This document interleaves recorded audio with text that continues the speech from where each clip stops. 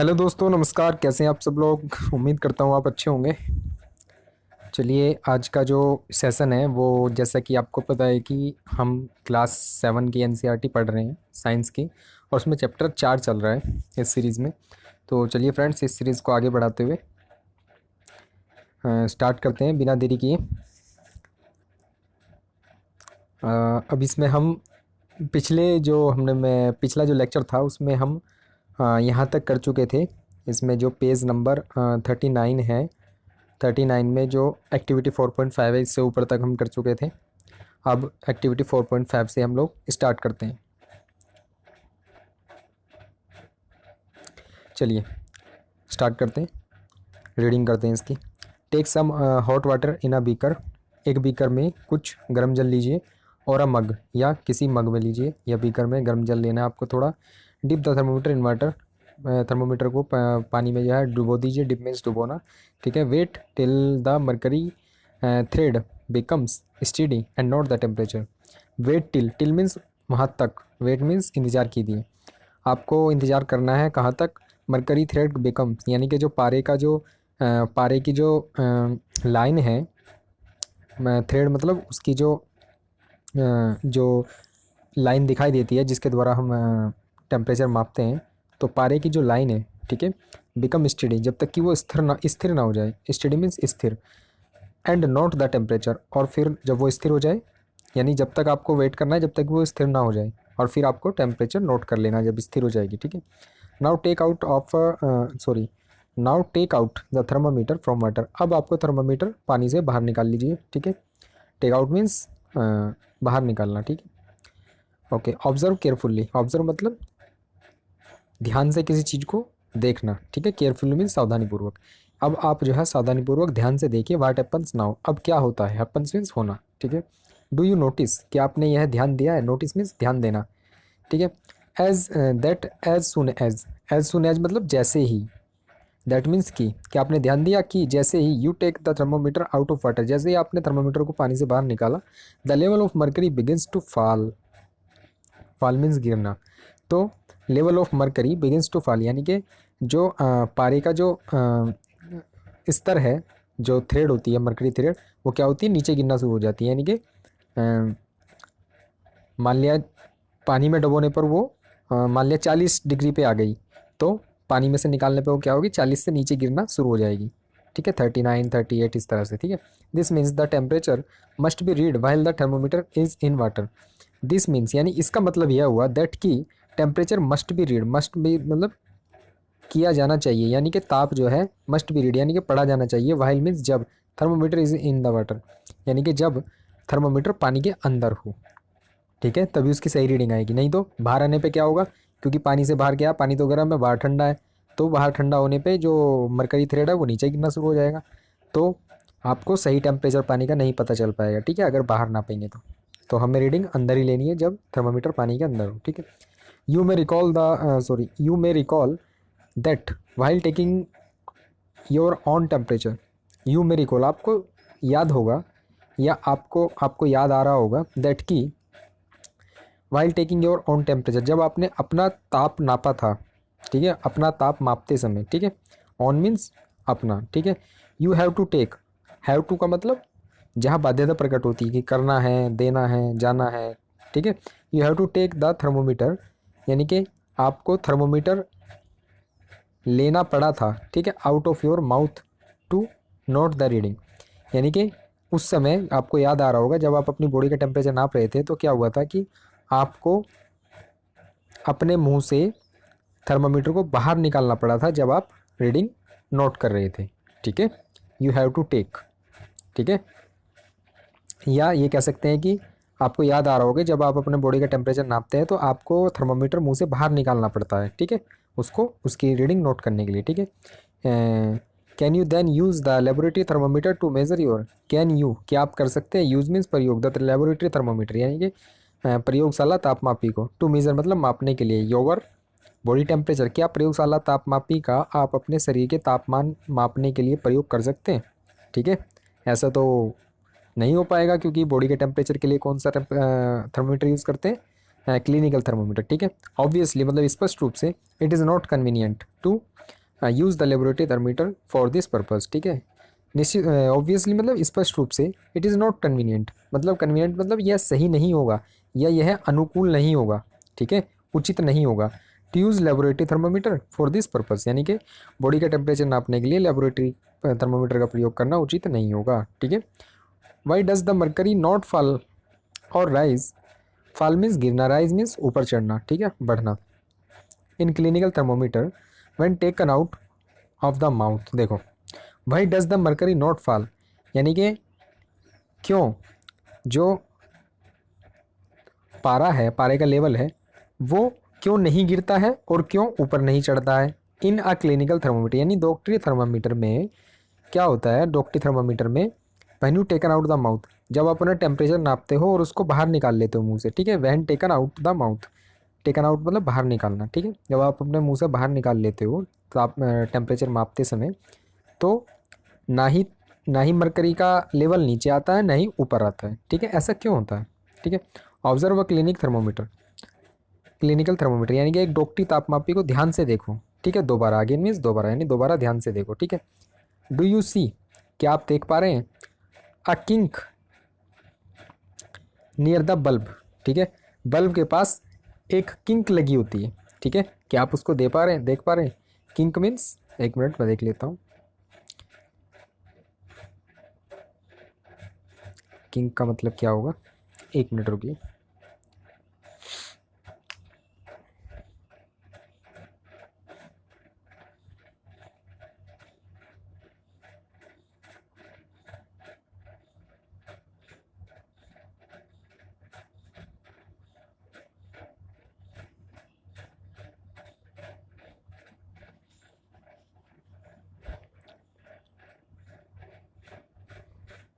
Kink मतलब एक गुत्थी कह सकते हैं, ठीक है, या ऐंठन कह सकते हैं, या बल, या ठीक है, ये इस तरह की, ठीक है, अड़चन कह सकते हैं, यानी कि कोई एक तरह से रुकावट कह सकते हैं, ठीक है। ओके, चलिए। तो इसमें देखिए दिखाया है कि आप देख पा रहे हो कि बल्ब के पास क्या होता है, किंक होता है, ठीक है। जैसे 4.6 में दिखाया है, a clinic thermometer has a kink in it, ठीक है। जो आपका डॉक्टरी थर्मोमीटर होता है उसमें किंक होती है, ठीक है। यहाँ आप देख पा रहे होंगे कि बल्ब के ऊपर ये एक मोटी सी जो थोड़ी सी टुकड़ा सा दिखाई दे रहा है, ये किंक है, ठीक है। इसको बोलते हैं एक अवरोधक का काम करता है, मतलब एक रुकावट की तरह काम करता है, ठीक है। What is the use of the kink, यानी किंक का प्रयोग क्या है, ठीक है। इट प्रिवेंट्स, प्रिवेंट्स मतलब रोकना, यह रोकती है मरकरी लेवल को फ्रॉम फॉलिंग इट्स ऑन, यानी कि ये किंक क्या करती है कि जब हम मुंह से अपने टेम्परेचर को सॉरी थर्मामीटर को बाहर निकाल लेते हैं, तो ये क्या करती है कि उसको पारे को नीचे आने से रोकती है, ठीक है। किंक का काम क्या है, उसको पारे को नीचे गिरने से रोकती है, ताकि टेम्परेचर सही नापा जा सके। पता चले अगर गिर गया नीचे तो रीडिंग कम नोट हो जाएगी, ठीक है, तो टेम्परेचर सही पता नहीं चलेगा, ठीक है। फिर जब हम इसको नीचे गिराना होता है तो हम उसको झटकना पड़ता है, आपको याद होगा, ठीक है। चलिए, there is a hot concern over the use of mercury in thermometer, there is a lot of concern मतलब एक चिंता करना, या एक तरह से कोई कंसर्न मतलब कोई चिंता हो सकती है, ठीक है, या कोई इशू आ जाना, कोई प्रॉब्लम आ जाना, ठीक है। Lot of concern over the use of mercury in the thermometer, यानी थर्मोमीटर में जो मरकरी का प्रयोग है उस पर बहुत सारी जो है बहुत सारी उस पर जो है एक तरह से चिंताएं हैं, या ये कह सकते हैं कि उसका जो प्रयोग करते हैं उस पर बहुत सारे मतभेद हैं एक तरह से, कई लोग उसको सही नहीं मानते, ठीक है, मतभेद भी कह सकते हो, ठीक है। Mercury is a toxic substance, toxic मतलब होता है जहरीला, ठीक है। मरकरी क्या है, सब्सटेंस मीन्स पदार्थ, ये एक जहरीला पदार्थ है। And is a very difficult to dispose, dispose मतलब एक तरह से किसी चीज़ को निपटारा करना किसी चीज़ का, ठीक है, डिस्पोज। तो जैसे कुछ चीज़ें क्या होती है, गल सड़ जाती हैं, जैसे आपने सब्जी डाली मिट्टी में गल गई, ठीक है, या आपने कुछ फल डाल दिया गल गया तो वो डिस्पोज हो गया, ठीक है। लेकिन जैसे प्लास्टिक है वो सड़ नहीं पाता, गल नहीं पाता, तो उसका प्रॉपर डिस्पोजल करना होता है, यानी कि उसका निपटारा करना होता है, ठीक है। या तो उसको रिसाइकिल कर दीजिए, या उसको किसी ऐसी जगह जाके उसको रखिए ताकि वो इन्वायरमेंट को नुकसान ना दे, उसको बोलते हैं डिस्पोजल करना, ठीक है। तो it is a very difficult मतलब मुश्किल है, ठीक है। तो ये जहरीला पदार्थ है और इसका जो है निपटारा करना बहुत मुश्किल है, ठीक है। Of if a thermometer breaks, ठीक है, difficult to dispose of if a thermometer break, यदि थर्मोमीटर टूट जाए, ब्रेकनेस टूट जाना, तो उसका जो है ना निपटारा करना बहुत मुश्किल हो जाता है, क्योंकि इसमें पारा होता है और पारा जहरीली धातु है, ठीक है। दिस डेज, इन दिनों, digital thermometers are available which do not use mercury. अब देखो इस समय क्या है कि डिजिटल थर्मोमीटर चल रहे हैं, उनमें क्या है कि मरकरी प्रयोग नहीं की जाती है, ठीक है, तो वो अच्छा है, उसमें डिस्पोजल की समस्या ही नहीं है, ठीक है। चलिए आगे बढ़ते हैं। 4.4, ट्रांसफर ऑफ हीट, यानी कि उष्मा का हस्तांतरण, हस्तांतरण मीन्स एक स्थान से दूसरे स्थान पर जाना, उसको ट्रांसफर बोलते हैं, ठीक है। चलिए, यू माइट हैव ऑब्जर्व, आपने आपने ये चीज़ देखी होगी, ठीक है। You might have observe, observe मतलब किसी चीज़ को ध्यान से देखना या उसको उस पर ध्यान देना, आपने ये चीज़ आपने कभी ध्यान दिया होगा, ठीक है। That A frying pan becomes hot when kept on a flame, ठीक है। जो फ्राइंग पैन होता है जिसमें हम अपनी दाल वाल जो है उसको तड़का लगाते हैं, फ्राई करते हैं, उसको बोलते हैं फ्राई पैन, ठीक है। बिकम्स हॉट मतलब गर्म हो जाता है, बिकम मतलब होना, ठीक है। व्हेन केप्ट ऑन फ्लेम, यानी कि जब आप किसी आग पे या चूल्हे पे जो आप फ्राई पैन रखते हो तो क्या होता है, गर्म होता है, ठीक है। It is because the heat passes from the flame to the utensil, utensil मतलब बर्तन कह सकते हो, ठीक है। यह क्यों होता है, यह इसलिए होता है कि जो हीट है ना वो पासिस होती है, यानी कि उष्मा पास होती है, एक स्थान से दूसरे स्थान पर जाती है, फ्रॉम द फ्लेम यानी कि फ्लेम से बर्तन में, ठीक है।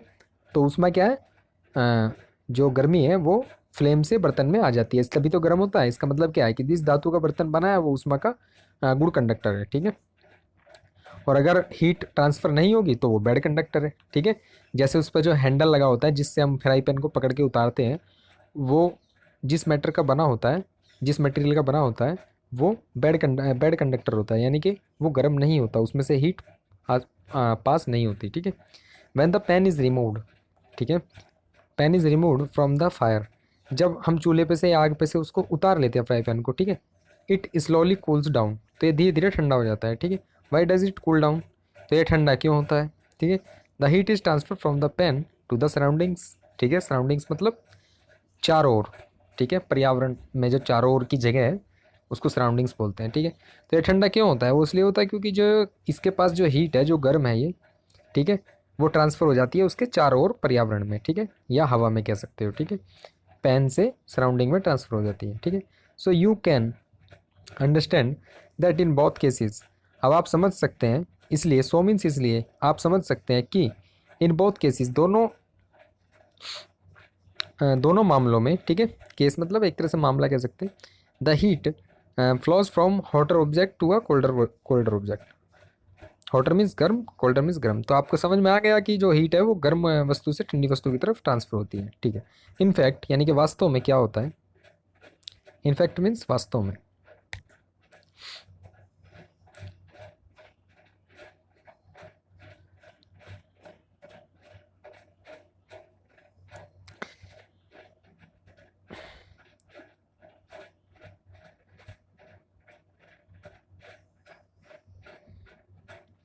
इनफैक्ट यानी कि वास्तव में, ये क्या हो गया भाई,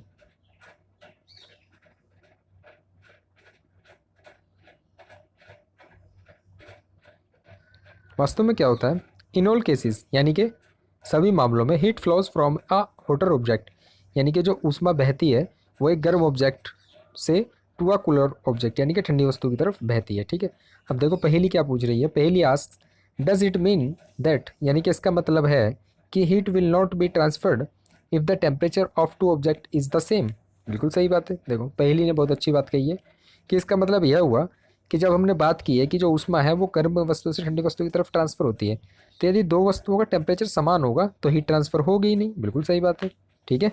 जब तक तापमान का अंतर नहीं होगा तो हीट ट्रांसफर नहीं होगी, ठीक है। चलिए आगे, हाउ डज हीट फ्लो, यानी कि हीट कैसे फ्लो करती है, कैसे बहती है, ठीक है। लेटस इन्वेस्टिगेट, इन्वेस्टिगेट मतलब जांचना एक तरह से, ठीक है, पता करना, खोजबीन करना, आइए इस चीज़ का पता लगाते हैं, ठीक है। एक्टिविटी 4.6, टेक अ रोड और फ्लैट स्ट्रिप, एक रोड यानी कि लोहे की छड़ लीजिए, ठीक है, टेक मीन्स लेना, और फ्लैट स्ट्रिप या एक जो है धातु की जो है पतली पत्ती ले लीजिए, ठीक है। से ऑफ एल्यूमिनियम और आयरन, इसमें आप धातु की जगह जो है आप एल्यूमिनियम या आयरन की ये छड़ या जो है पट्टी ले सकते हैं, ठीक है। Fix a few small wax pieces on the rod, ठीक है। फिक्स मतलब चिपका दीजिए, फिक्स कर दीजिए, ठीक है। अ फ्यू, फ्यू मीन्स कुछ, स्मॉल वैक्स यानी कि थोड़ा सा मोम, वैक्स मीन्स मोम, ठीक है। मोम के टुकड़े, पीसीज, ठीक है, ऑन द रोड। तो रोड पे आपको क्या करना है कि थोड़े से जो है रोड पे जैसे लगाया हुआ है फिगर 4.7 में, मोम के टुकड़े 4-5 चिपका दीजिए, ठीक है। अब आगे क्या करना है, चलिए आगे। This species should be at nearly equal distances, और ये जो है ना बराबर दूरी पे होना चाहिए। इक्वल मीन्स बराबर, डिस्टेंस मतलब दूरी, ठीक है। Okay. Clamp the rod to a stand, यानी कि अब जो है रोड को एक स्टैंड पर बांध दीजिए, क्लैम्प कर दीजिए, ठीक है। If you do not find a stand, अगर आपको कोई स्टैंड नहीं मिलता है तो क्या करना है, you can put one and, तो यू कैन पुट आप रख सकते हैं, वन एंड मतलब एक सिरा, ऑफ द रोड यानी कि रोड का, इन बिटवीन ब्रिक्स, यानी कि आपको यदि कोई स्टैंड ना मिले तो आप इसका एक सिरा दो ईंटों के बीच में रख दीजिए, ब्रिक मीन्स ईंट, ठीक है। Now heat of other end of the road and observe, अब क्या करना है, दूसरा जो खुला सिरा है इसका उसमें आप हीट दीजिए, ठीक है। हीट द अदर यानी कि दूसरे जो दूसरा सिरा है उसको गर्म कीजिए, ठीक है। Of the road and observe यानी कि रोड का दूसरा सिरा गर्म कीजिए और ध्यान से देखिए, ठीक है। But upon to the wax pieces, अब जो हमने मोम के टुकड़े लगाए थे उनका क्या होता है, ठीक है। Do these piece begin to fall, क्या ये जो मोम के टुकड़े हैं वो नीचे गिरने लगते हैं पिघल कर, ठीक है। विच पीस फॉल द फर्स्ट, कौन सा पीस जो है वो पहले पिघल कर नीचे गिरेगा, ठीक है, मोम का। Do you think that heat is, क्या आपको पता है, क्या आप जानते हैं, क्या आप समझते हैं, क्या डू यू थिंक, क्या आप समझते हैं या क्या आप सोचते हैं कि heat is transferred from the end nearest to the flame to the other end. देखिए इसने बोला है कि आपको, क्या आप जानते हैं, क्या आपको पता है कि हीट इज़ ट्रांसफर्ड यानी कि जो ऊष्मा का संचरण है, ट्रांसफ़र है, वो वो होता है कैसे, फ्रॉम वन एंड नियरेस्ट, ठीक है, फ्रॉम द एंड नियरेस्ट यानी कि सबसे पास वाला जो एंड होता है, टू द फ्लेम यानी कि जो हीट का ट्रांसफ़र होता है ना, तो फ्लेम के सबसे पहले वाला जो सिरा होता है, ठीक है, वहाँ से अगले सिरों की तरफ ट्रांसफ़र होता रहता है, ठीक है। क्योंकि जहाँ आप गर्म करेंगे वहाँ सबसे ज़्यादा हीट होगी और फिर वो हीट आगे बढ़ती चली जाएगी दूसरे सिरे की तरफ, ठीक है, ये बोला इसने। चलिए, the process by which heat is transferred यानी कि वह प्रक्रिया, प्रोसेस मीन्स प्रक्रिया, बाय विच जिसके द्वारा हीट इज़ ट्रांसफर्ड यानी कि ऊष्मा स्थानांतरण की जाती है, from the hotter end to the cooler end यानी कि गर्म सिरे से ठंडे सिरे की ओर, ठीक है, ऑफ एन ऑब्जेक्ट यानी कि एक वस्तु की, is known as the conduction, तो उसको क्या बोलते हैं, कंडक्शन बोलते हैं यानी कि संवहन बोलते हैं, ठीक है। अब देखो एक्चुअली क्या है कि हीट की ट्रांसफ़र के तीन विधि होती है, कंडक्शन होता है, कन्वेक्शन होता है और रेडिएशन होता है। तो यहाँ पर हम कंडक्शन की बात कर रहे हैं जो कि सॉलिड्स में होता है, ठीक है। तो अभी इन्होंने बताया कि हीट ट्रांसफ़र का वह प्रोसेस, ठीक है, जिसमें गर्म सिरे से ठंडे सिरे की तरफ हीट ट्रांसफ़र होती है, ठीक है, किसी वस्तु में, तो उसको कंडक्शन बोलते हैं, ठीक है।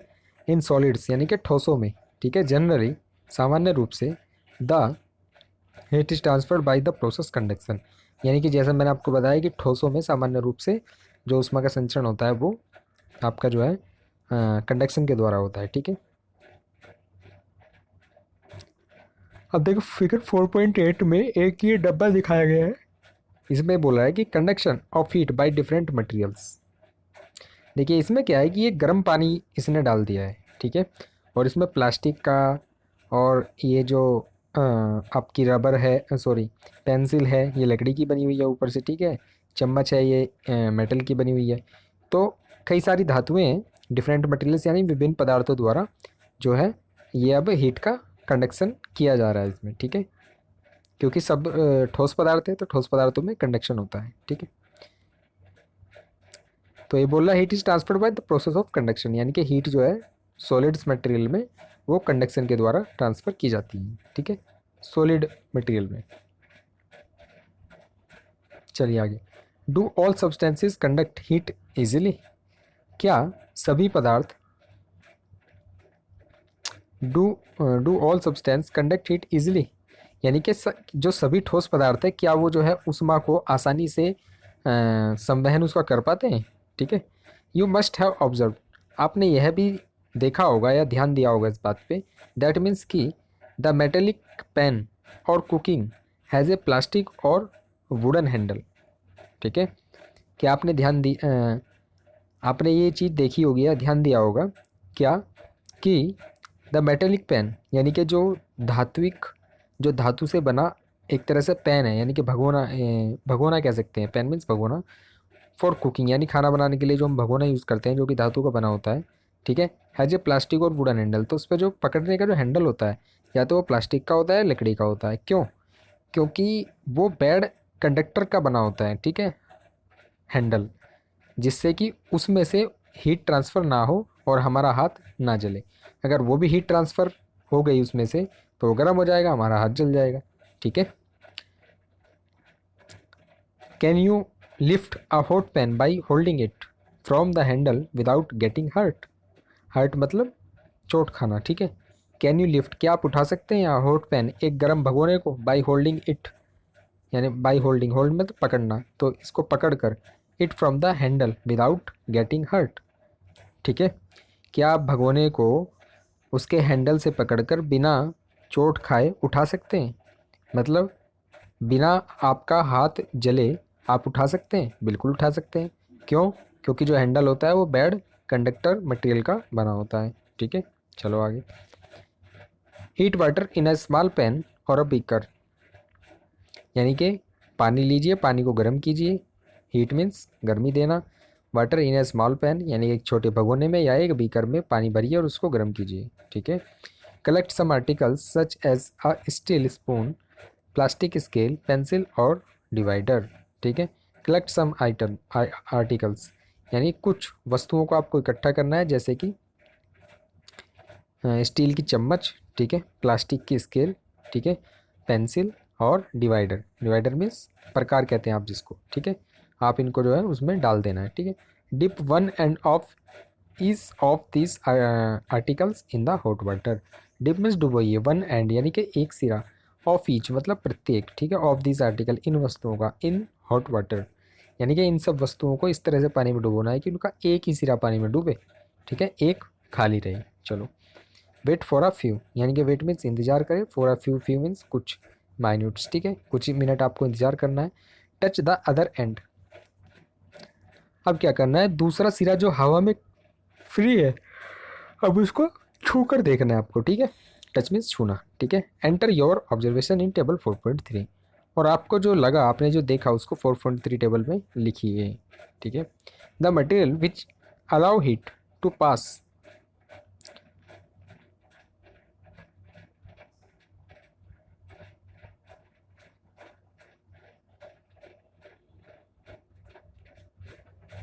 चलिए, the material which allow heat यानी कि वे पदार्थ जो अलाउ मतलब आ, जाने देते हैं। ठीक है, जो जाने देते हैं या आने देते हैं, हीट मतलब ऊष्मा को, to pass through them easily.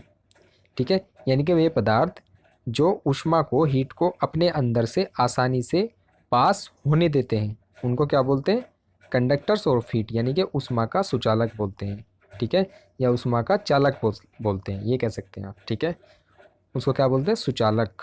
ठीक है, किसका? ऊष्मा का। ठीक है, यानी कि जिनके अंदर से ऊष्मा निकल सकती है। फॉर एग्जाम्पल जैसे कि एल्यूमिनियम हो गया, आयरन हो गया, कॉपर हो गया। ठीक है, आयरन मीन्स लोहा, कॉपर मीन्स तांबा। ठीक है, the materials which do not allow, अब दूसरे तरह के मटेरियल कौन से होते हैं?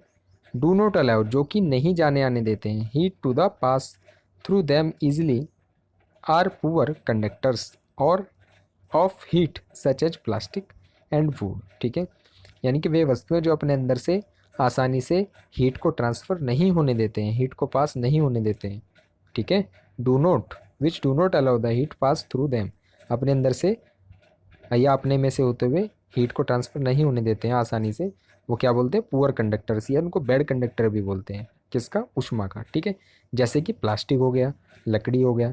ठीक है, इसीलिए जो पेन होते हैं उनके हैंडल लकड़ी या प्लास्टिक के बनाए जाते हैं। ठीक है, poor conductors are known as insulator, और बेड कंडक्टर या पुअर कंडक्टर को क्या बोला जाता है? इंसुलेटर भी बोला जाता है। ठीक है, the water and air are poor conductors of heat. ठीक है, अब देखो, जल और हवा जो है वो हीट के जो है बैड कंडक्टर है या पुअर कंडक्टर है, यानी कि उनमें से आसानी से हीट ट्रांसफ़र नहीं होती। ठीक है, देन ही how does the heat transfer take place in this substance.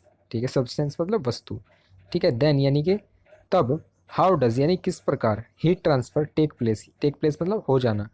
तो उष्मा का जो संचरण है, यानी कि उष्मा का स्थानांतरण जो है वो एक स्थान take place in this substance, यानी कि इन पदार्थों में किस तरह होता है।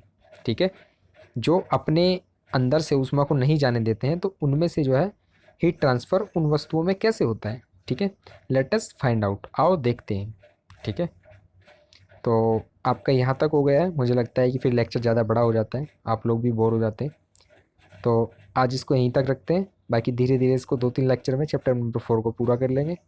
ठीक है, और मेरी आप सबसे रिक्वेस्ट है कि पिछला जो लेक्चर हैं अब तक के सब ऑनलाइन पड़े हुए हैं यूट्यूब पे, आप उनको रिवाइज़ करते रहें, देखते रहें। ठीक है, रिवीजन करते रहें, और अगर कोई चीज़ समझ में नहीं आती है उस लेक्चर को वापस जाके दोबारा देखें, बैक करके देखें। और तब भी कोई अगर डाउट्स हैं तो आप जो है ग्रुप में लिख सकते हैं। ठीक है, कमेंट में लिख सकते हैं। ठीक है, चलिए फ्रेंड्स, आज इस लेक्चर को यहीं पर समाप्त करते हैं, और पढ़ते रहिए, खुश रहिए। ठीक है, चलिए सभी को नमस्कार, फिर मिलते हैं। ओके।